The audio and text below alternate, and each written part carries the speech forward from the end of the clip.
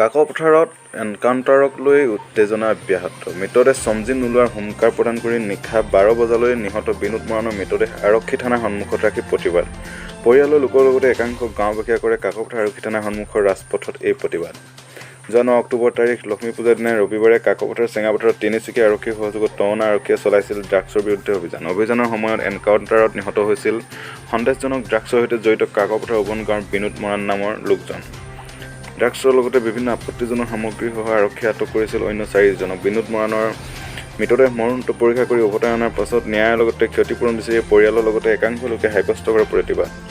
Drugs ব্যৱসায়ত বিনোদ মৰাণ জড়িত নহয় বুলি মন্তব্য পৰিয়ালৰ লোকৰ। তিনিচুকীয়া জিলা আৰক্ষী প্ৰশাসনৰ উচ্চপদস্থ বিষয়াৰ লগতে নিশাই উপস্থিত হোৱা ডুমডুমা ৰাজহ চক্ৰ বিষয়ক কাৰ্যালয়ৰ চক্ৰ বিষয়াই শান্তিপূৰ্ণভাৱে নিয়ন্ত্ৰণ কৰে পৰিস্থিতি।